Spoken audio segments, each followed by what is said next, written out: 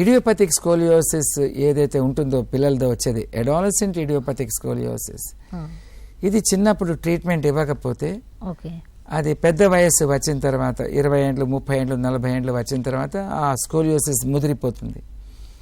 ఇప్పుడు for example ఒక 14-16 ఏండ్ల పిల్లవాడిలో 40-50 డిగ్రీల స్కోలియోసిస్ ఉంటే ఇది గ్రోత్ అయిపోయిన తర్వాత after completing the growth, for example మగ పిల్లలు 17-18 ఏళ్ళ దాకా పెరుగుతుంటారు, ఆడపిల్లలు 16-16 ఏళ్ళ దాకా పెరుగుతుంటారు. సో ఈ గ్రోత్ అయిపోయిన తర్వాత ఇది బికాస్ ఆఫ్ ది బెండ్, మన ఎఫెక్ట్ ఆఫ్ గ్రావిటీ వలన, ఇప్పుడు స్పైన్ ఇట్లా వంకర ఉంటే బాడీ వెయిట్ వలన మనిషి యొక్క అప్పర్ బాడీ వెయిట్ దానిపైన పడి ఇంకా దాన్ని బెండ్ చేస్తూ ఉంటుంది, ప్లస్ ఎఫెక్ట్ ఆఫ్ గ్రావిటీ. ఈ రెండిటి వలన ఆ స్ట్రైట్గా ఉన్న స్పైన్కు 50% వెయిట్ ఫర్ ఎగ్జాంపుల్ కుడి సైడు, 50% వెయిట్ ఎడమ సైడ్ పడి బ్యాలెన్స్గా ఉంటుంది.